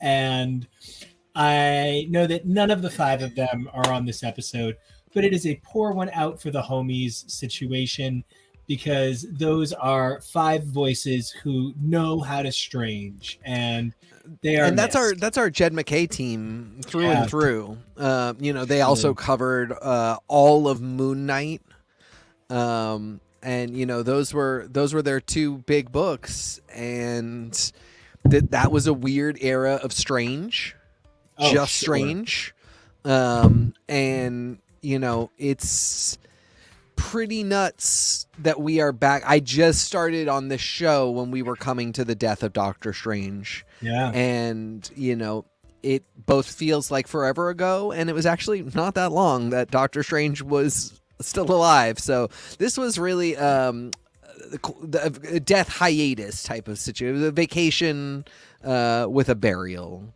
And now vacation's over, and we got to talk about getting back to work. And we're not just going to talk about Doctor Strange. We're going to talk about one of my picks for hottest book ever, though I'm not sure that I felt that the art was exactly consistent by issue 5, but that's a lot to do with Marvel schedules. We're going to bring out two voices who I know have a lot of magical things to say, two of our very own magical boys. We're bringing Jonah and Robbie to the stage. Hello, hey, boys. everyone. Hey, kiddos. All right, Robbie, where can we find you? At Age of Polaris on Twitter. And Jonah, where can we find you? At Peak Jonah over on Twitter and Instagram. That's PEAK. And I want to ask first, which book was more your thing? The end of Tiger Division or the beginning of Doctor Strange? I'll say me to start. End of Tiger Division kept me a little bit more engaged, although the backup story in Doctor Strange really did it that for me. Banged. That was an amazing use of 8 pages. Amazing. And because things are more interesting when Nico and I don't agree and then other people break the tie, for me, it was Doctor Strange. Who are you? I really felt like, Tiger Division, the start of Tiger Division was bigger for me than Doctor Strange, but Tiger Division ending is kind of a bummer. I don't know where we're going next. I really would have. What's that? Silk. It's going to Silk. Yeah. Emily Kim is going on to write Silk. Emily Kim, fantastic writer. Very excited for her opportunity, but I love this team, and I would have liked to see something happen with it. Strange is all potential and really good setup for stuff that I'm like, okay, I could see this going places I'm interested in, so I was in it for Strange. What about you guys? I would definitely probably say Strange as well. Well, I'm lonely, I guess. It's very cute. Sorry, Nico. Jonah, come be with me. Well, yes. I guess it's not really fair if I say Tiger Division because at the ending it gave us the preview of Silk coming out. That's not exactly fair to choose it for that reason. However, I am still choosing it. I like the team more. I don't know if Doctor Strange really scratched my itch. There were a couple of things in Doctor Strange that I really, really did love, but for my money, I like the team book of characters that I don't really know a lot about, getting to know them a little bit more, having this all Asian team. It was really fun to see this international version of Avengers, and I was really excited to see where they're going. So I am a little bit bummed that it's ending, but I like the story that we got, though I don't know if this was the best use of Doom. Okay, so yeah, let's talk Doctor v. Doctor for a second. I don't really love either character, I would say. I like both of them enough. When Doctor Doom shows up, he's a lot of fun. When Doctor Strange shows up, provided he's used in an interesting way and he's not just there to like school marm me, I'm into it. I felt both of these characters were greatly outshined by characters considered far more minor to them in both of these issues. And just so everybody knows, we have chosen to postpone covering Punisher number 10 until next week. We've got a great guest host coming in to talk about Doctor Strange, the previous, Punisher, the previous Punisher War Journal, and Daredevil, all of which are weirdly intertwined. But I bring it up because this most recent issue of Punisher has a Doctor Strange cameo that to me feels like that school marm Doctor Strange put exactly where you want him. That guy who comes up and is like, oh, the threat's gotten too big, now I'm involved. And then you can kind of use him however you want. When you want to get intimate with Doctor Strange and show me his day-to-day life and his work life, then we are playing a dangerous game of spinning plates. And I don't blame anybody who can't always get it right. This book, drops some plates sometimes, but I'm often impressed at how many are up in the air at the climax of this book. I'm just playing Disturbed's dropping plates in my head. Dropping plates off your ass! Okay. Robbie, how do you Doctor Strange? Do you Doctor Strange much? Do you kind of like Nurse Spooky? What's your thing? Nurse Spooky is my new favorite character. I think closer be Nurse Quirky or Nurse Weird. Spooky and Strange aren't antonyms or synonymous. We're getting into werewolf bar mitzvah territory here. But for Strange, the past few years, I kind of dibble dabbled in the books. I haven't really read a whole lot, which I probably should have read a bit more of Death of Doctor Strange before this. I'll be honest. But as for this issue,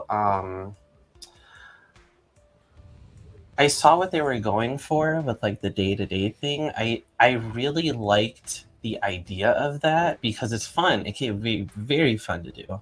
But the execution could have just been a little bit more different. Tight, maybe for me? Yeah.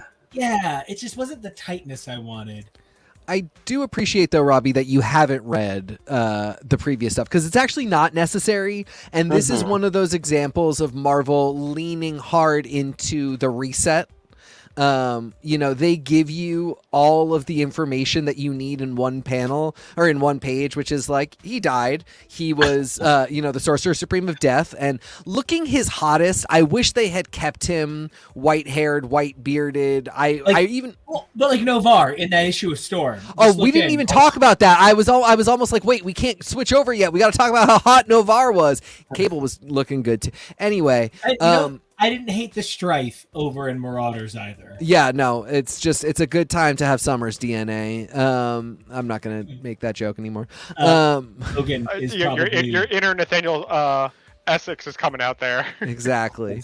So I'm glad you didn't read it because the point is that you were supposed to be an audience member that could come in not having read the previous stuff. My problem with that from Marvel's perspective is so you're telling me none of that mattered. That was just a one-page summary for you guys.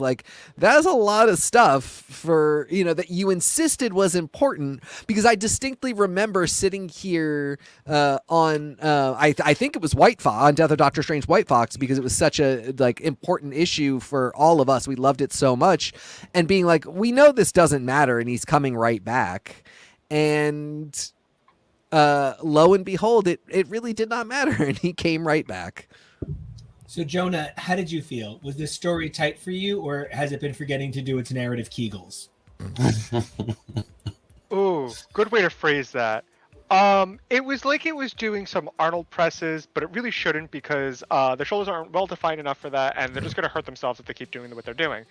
There were certain things that I loved about this. Kyle has the golden shoulders. Well, I love the White Fox issue of Death of Doctor Strange. Up there for me, for contender of my favorite issue, was the Spider-Man Black Cat issue where Ben Reilly and Felicia go through what Doctor Strange does every night to protect New York from, Manhattan, I should say, New York, from the different magical threats. And I actually really love that because it's one of those things of filling in flavor in a way that's a little bit different as opposed to just having a one shot of Doctor Strange doing that. You have other characters doing that where they can put themselves in that perspective. And there's a lot of character and world building that goes into that I really, really enjoyed out of it. So I like that there was a nod to that. We got to see Felicia, and we got her to be like, "Can I go feed the dragon one last time?" I really bonded with them. I love that. So that the stuff of Monday through Sunday, I really loved. I liked all of that. However, it does feel like we're for this event that established so many big things. I don't know, please correct me if I'm wrong. This established the notion that there are other Sorcerer Supremes of different dimensions. So That's it's been up there for a minute. Okay. Yeah, and it's one of those things where like I just want to throw back. I think one of the best things that Marvel ever did is the Scientist Supreme. I love Monica Rappaccini. I think she's an amazing idea. I love that she's got this. Was she the persona. first? I believe she was at least one of them. Well, yeah, because I thought the first was Hank Pym in Mighty Avengers. He might have been. Yeah. Truly. Anyway, sorry, I'm not trying to no. do the fandom thing. Hey, no, fandom me, because if it matters, it might matter, you know. And I love the idea that Supreme is this like, it's this status, right? We've decided that superior means you're not a nice dude, and we've decided that all new means your sales dripped, and we've decided that the Supreme means you are the eminent form of that thing in the MU. And like, you know, I love the idea that Clea is a Sorceress Supreme in her own dimension. Yeah, that's what I wanted to get at. I like Clea being Sorcerer Supreme of the Dark Dimension, Ileana at the time being Sorcerer Supreme of Limbo. There was a, you know, we saw, I forget what his name is. We got like two other ones. Yeah, we got a lot Agamemnon? of them. Yes, Agamemnon for what is that? The Purple Dimension. The Purple Dimension. Thank you. What we saw in this book, Yeah. and I thought that notion was important, and especially talking about who's going to be carrying the mantle of the next Sorcerer Supreme, and especially us also talking about it over in Strange Academy, looking at those students. A lot of us really thought it might have been Doyle who was going to be carrying that next Sorcerer Supreme coat or cape. I want to see it be Eichel someday. One day, I would like to see it be Eichel. The new Loki, the good guy. Oh yeah. I just, you know, everything they've done to make Loki a good guy as a Thor guy, you know, seeing sometimes Loki be the better man, it's amazing. I mean, you know, and there's no reason to think we couldn't have a Sorcerer Supreme of Asgard. Which would actually, what's that? We should have Kushala. Kushala should be Sorcerer Supreme. I really do think bring Kushala back. I mean, and you know, like Doctor Strange coming back as Sorcerer Supreme of Death. The idea that Supreme is a title that has to do with the functionality of the universe, whatever dimension you're in, local space. To me, that's where things get really exciting. And, you know, a while back we were talking about like having a financier supreme somewhere in the Marvel universe because money plays such an enormous role and money is a superpower, and that's a joke, but it's also really serious. And there are people who can do things with money on a level that ought to mean something, and like, you know, the abstract entities I believe would recognize the role that money plays in localized events and would sort of, you know, support that. And I think we talked about it in context of Wilson Fisk, but you know, the point being that like I think Strange books do really well when they get into the fundamentals of how the universe works through magic. And this is a much more like Sunday I did the healing, you know, Saturday I did the fighting, which is fine. But it doesn't, it leaves a lot of room for doing better and doing more. For example, I loved seeing Doctor Strange in Defenders, the more recent Defenders one with Cloud, the Masked Raider, Silver Surfer, all of that. I thought Doctor Strange was really cool and interesting there, dealing with magical timey-wimey stuff. And here, this is nowhere near a bad book, but I don't know if this is the most exciting Doctor Strange book. Like, there's so many fun, different things I feel like you can do with Doctor Strange. I feel like this was really pared and watered down for some of the cool concepts I think you could explore with Doctor Strange. And just for a moment, I asked Kevo to get some art together, and so I'm gonna put that up in a minute. But I do just want to point out that Oh wow, I was already ready. Oh jeez, I just want to point out that there really is an opportunity for Marvel to explore the idea of what Stephen Strange can be as a Sorcerer Supreme with other Sorcerer Supremes on his side. Kushala is perhaps the best character Marvel has produced in the last decade, and she comes out of Doctor Strange and the Sorcerer's Supreme, which is a multiversal exploring book.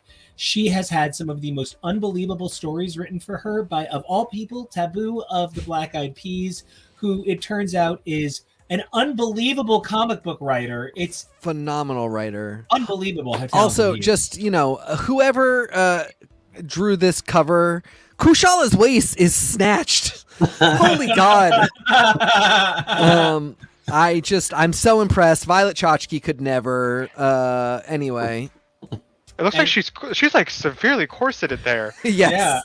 Yeah. Garo Sparrow did that for Those her. covers It's are amazing. so beautiful.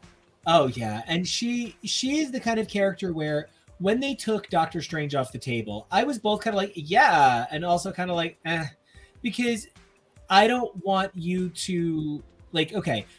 I remember as a kid finding out that Tony Stark, wasn't always Iron Man, and we got Rhodey, and Rhodey is the man. And I was actually literally just in the car this morning telling TK that I love Rhodey, and I really think it's amazing that they made that switch. But for every time Scott Lang became Ant-Man, so did Eric O'Grady.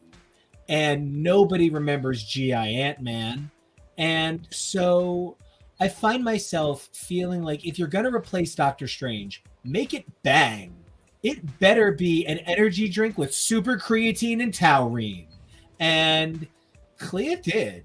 She was mean sometimes. I didn't always love the portrayal of her as a woman, but we got Wong and the Agents of Wand out of it. We got things. There was somewhere to go. I just don't know that I need us to go back to one Sorcerer Supreme. Krakoa proves to us that you can adjust the notion of a character and adapt it into a line. So I think Jed MacKay is the man to do that for Doctor Strange. His dexterity of storytelling, the amount of time he has been on this character, I believe that Jed MacKay is right to do that. I want to put out there that I think that is the problem, that Jed MacKay is not right to do what you are saying. Jed MacKay is fantastic at writing Doctor Strange, don't get me wrong. I think a big thing we are going to see over the next year with Jed MacKay's Avengers is what is his concept for a line? What is his concept for a team? What is his concept for coming off of the biggest Avengers story since Disassembled, I think. I think that's fair to say. Maybe New Avengers? Yeah. This is really the one that is coming off. Jason Aaron's Avengers is meant to say, MCU fans, come under the tent. There's stuff here for you. Now they're under the tent. Whoever's coming off of Endgame is here. It's been 3-4 years. They're here. Now what are we going to do with Wanda and the Vision and the I think there's a lot of potential, but I don't know what Jed MacKay is going to do. I'm not like he's got it in the bag. We're really going to have to see. And I think answering that question at the same time as we see this Strange run, it might be a really good Avengers run and a really good Doctor Strange run, but both of them might not really do mechanically the things that are happening on Krakoa that are changing the game for the X-Men and taking them to the place that we need for the next 10, 20 years. I think you are right that Doctor Strange is in a place where he needs that. And, we're talking about it too with things like Ghost Rider, with all of the horror, dark fantasy corner of the Marvel Universe. We are ready for a game change that can take us to the next 10 and 20 years. And I don't know who specifically is going to do it or who can or who should, but I do know you're right. It involves characters like Kushala. And it Ileana. involves the students at Strange Academy. And, you know, Yeah. I think Scotty Young is somebody that's on that list for me of like, you know, nobody else is doing a school book right now, and he is knocking a school book out of the water. And I could see that upgrading to a culture book. What is magic culture like? What do the various sorcerers supreme do when they are multiversally, multidimensionally stewarding magic for a world where, you know, truth is increasingly in doubt at all times? There's a lot to do. This run to me still feels like this might be a really cool story about an older couple that's super horny for each other and likes to do spells. So, Jonah, you know, you said this book wasn't for you. What would you want to see from this book that you didn't get from horny old people doing spells? I think what I need is something that makes this book, for lack of a better way of phrasing it, magical. How does this book differentiate itself through every other title? How does this book about magic differentiate itself from every other comic involving magic? What makes this book special that I like the idea and concepts of magic that I'm going to be picking this up? I don't know if this issue with the story that we were given is exactly what I'm looking for, because it doesn't feel like the magic is the most important part. We're more so focusing on the relationship between Doctor Strange and Cleo. Are you telling me that your problem with this book was that it was too slice of life? Kind of, but in the sense of no, you're actually, this is the point. Like, Strange hasn't done enough to earn us wanting slice of life in the way that this is, the Krakoan line did so much stuff that we were like, now that all the stuff is done, give us slice of life. Okay. The Strange universe still has to do the stuff. Dare I say, I think the slice of life of Doctor Strange was done better by Felicia and Ben Reilly, who aren't about, it isn't Strange doing his slice of life, it's a slice of life of them doing the stuff for Strange, and that felt a lot better. And it was still Jed McKay, so you're not even being insulting. No.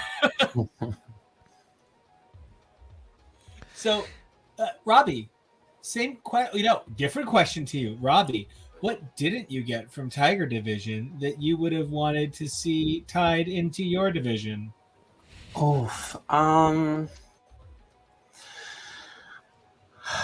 I think it might have been maybe the portrayal of Doom, which I wasn't a huge fan of. Which, more like Dr. Dud. Yeah, because it was a good reminder that Doom always stays booked and busy doing his evil doing. Booked and blessed. But and so that was a nice little, every 3-month reminder that he's up to something when he's not annoying the Fantastic Four. But I would say I imagine with the team going against like a big name like Doom, it would have been nice if it would have been more impactful. And on top of that, I was also thinking earlier when I was reading it, these characters like Luna Snow, which I've been really loving, and I really hope that going forward, like I hope like future writers look at these characters like, oh, I want to use them for a big story. Like, I really hope that they don't fade into just being like cameos for things. Like, it'd be nice to have like a cute little X-Men issue where Dazzler and Luna Snow have like a little concert together. It would just be fun, things like that. And but yeah, overall, I wasn't really impressed with the usage of Doom. That's always a tough one. Because, the fact that they thought to use Doom at all, like, for one thing, really do love that we're not siloing Korea or the East in, the villains can only be other Koreans or like, a Kim Jong-un mecha or something that is not really related to the Marvel universe. Come on, you can see it. You can imagine. It wouldn't function well, but the problem is I grew up on guys like Frank Miller and Howard Chaykin. And so for a minute, I almost thought about buying their books as an adult. And then looked at them. No, sir. Oh, sir. The idea that there's just the idea that there is a powerful gem in Korea seems like there have to be other mystical artifacts throughout, the rest of the Marvel universe that we don't talk about. So that's great. The idea that then Doom would want it also makes a ton of sense. That he would show up, sure, but then Dr. Doom is in your story, and we really got to figure out what we're going to do with that. Dr. Doom is in your store. Oh no. Yeah, I mean, kind of your illicit goods store that you and your friends are running. I don't know. This is a really good Taegukji story. That's a cool thing to do. I wish we knew that we were getting the next 5 issues, the next series of Tiger Division, something else. This is a really cool team. Also super disappointing that White Fox wasn't there more. She's present, but she's not White Fox. Swordmaster / Iron Fist is around and not there. And it's tough because, again, Asian characters don't only need to appear in Asian books doing Asian things with Asian villains, but when there are so many great characters being compiled by this incredible writer, sometimes I get a little greedy and I'm like, I don't know when we're going to see any of these people again.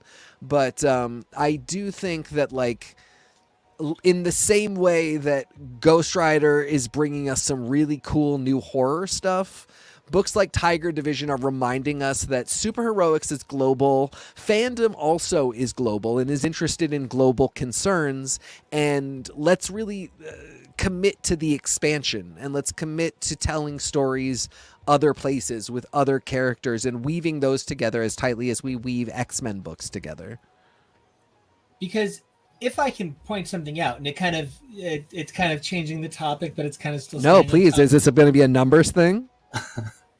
No, it's way dumber. So, one of the things that's really cool is, I don't know if everybody realized this, but Luna Snow actually was just such a popular video game character that they put her in the comics. Yeah. Yeah, from Future Fight. Yeah, and so we kind of have a bit of a beautiful opportunity here to recognize how media affects other media. And Kevo, if you would not mind bringing up this slide, we have a few different games. I was going to say, are you asking for Guillotine to be brought in? No, Aegon. Okay. So I really like the design of the character of Aegon from Contest of Champions. And I think he is super fantastic looking. He's like a Thor, but one of his arms is made out of lightning. It's really interesting. I think that there's a lot of potentiality for these games. I know I play a frightening amount of Contest of Champions. Check me out. Nico Howlett. Send me a friend request. I have a really great time playing. It's one of my favorite pastimes. I know there are a lot of players for Future Fight, but I'm just going to be a proud Papa Bear for a second and brag about my my little man down there who is quite the beast in Snap, and a little infinite man down there. Oh, stop. So, Jonah will F you up in Snap. So maybe I have beaten you when we played. Who knows?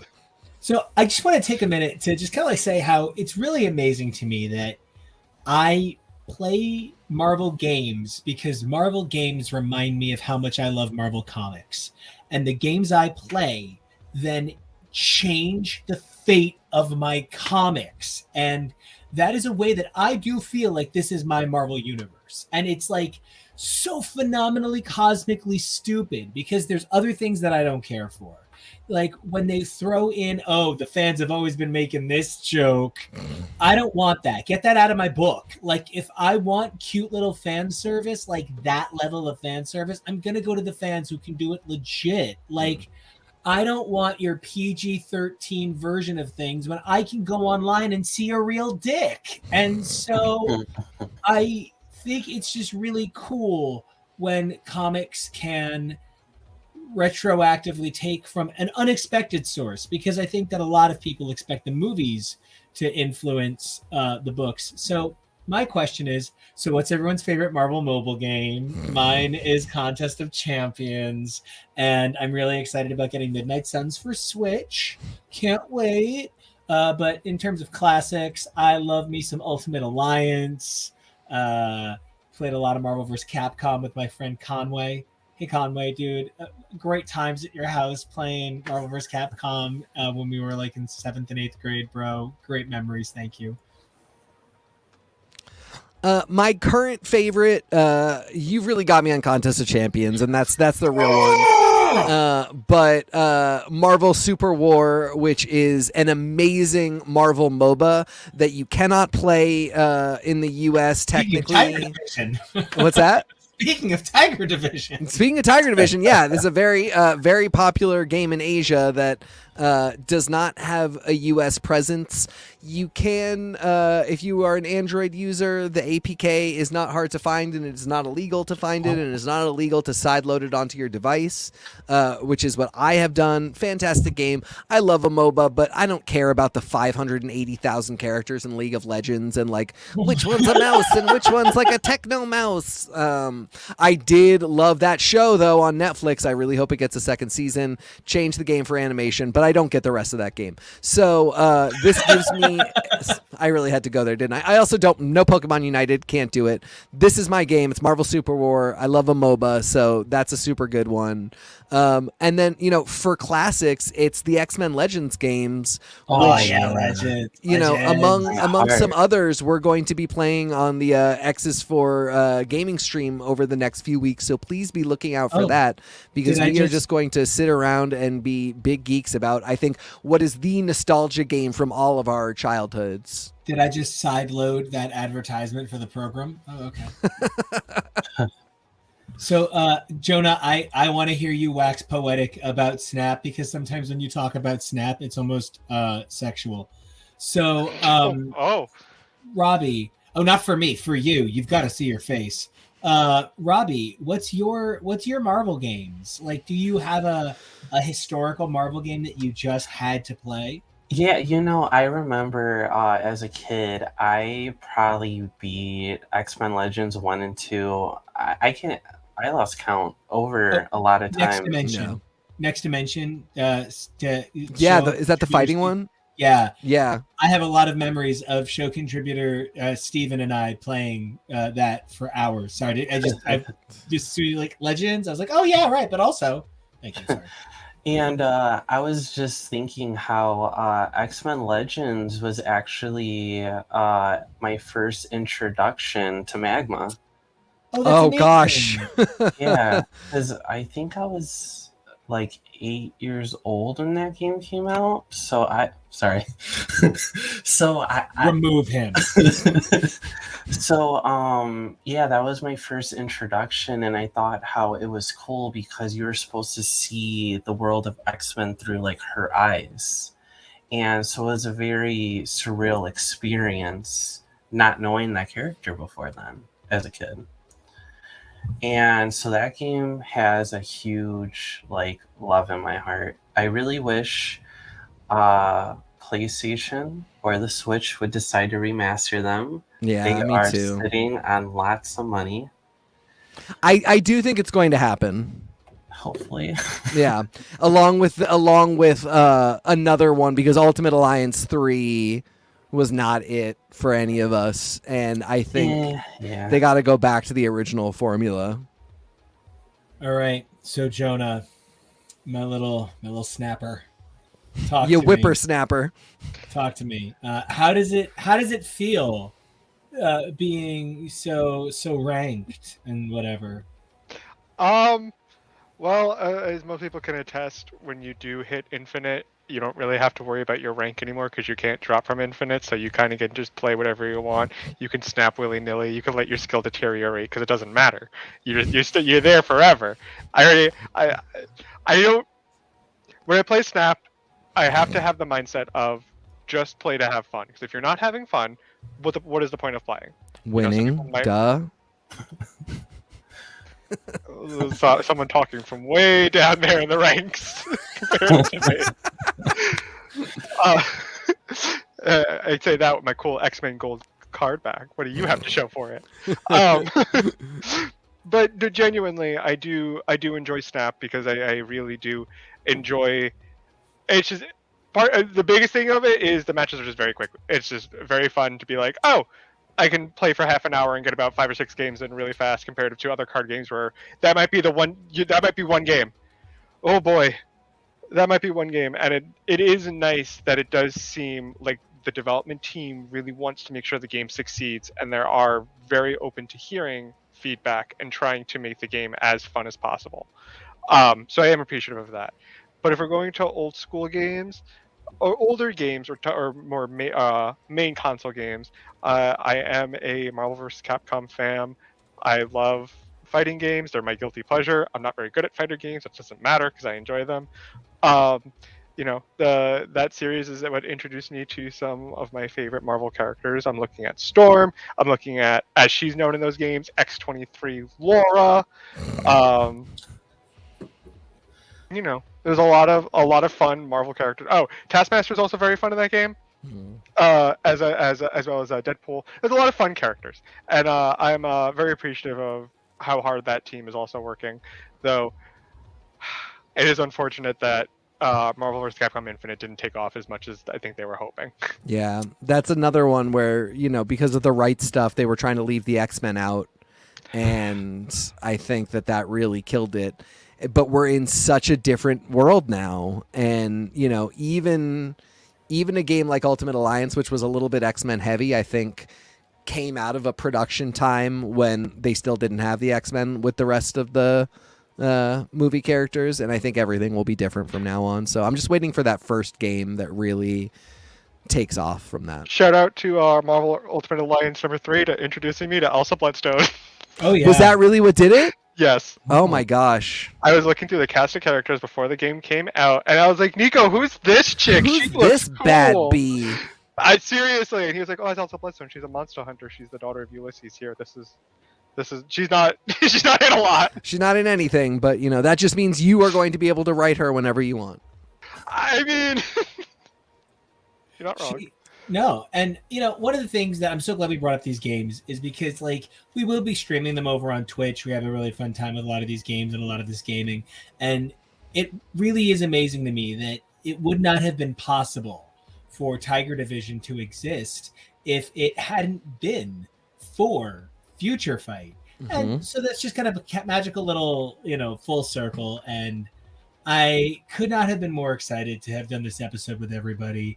We have had such a great time, and I do believe we're at closing thought-ishness. And so, Robbie, tell me, where can everybody find you, and what was your favorite book we talked about today?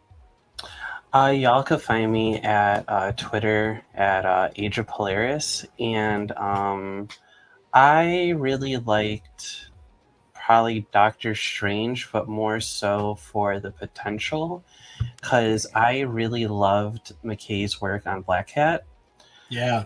But it's a little different because Black Hat was more so one character that McKay focused on in those stories.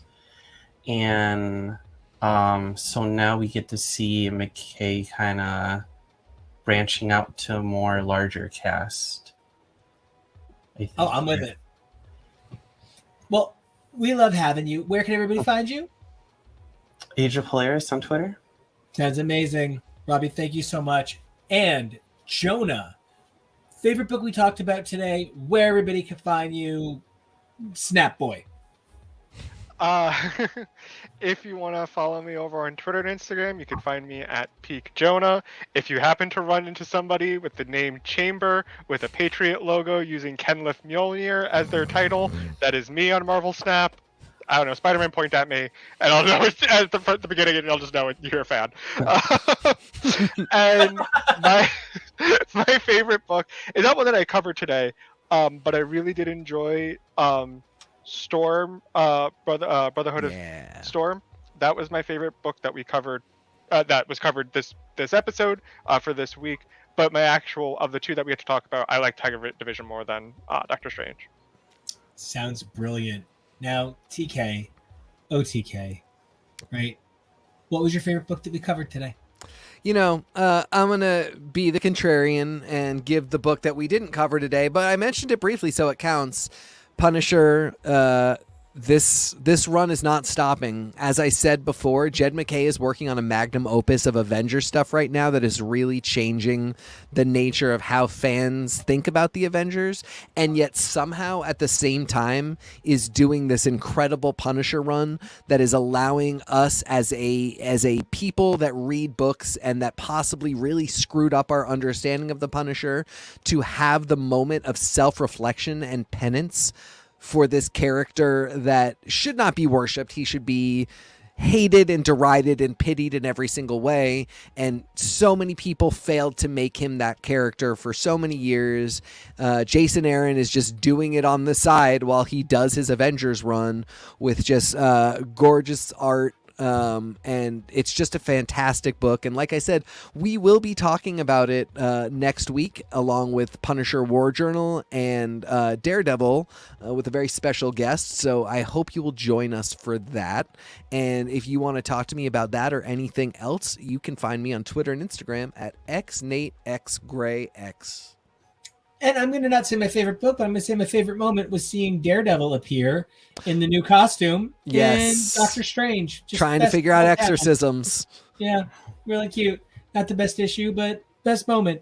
You guys can find me on Twitter and Instagram at Nico Action. That's NicoAction.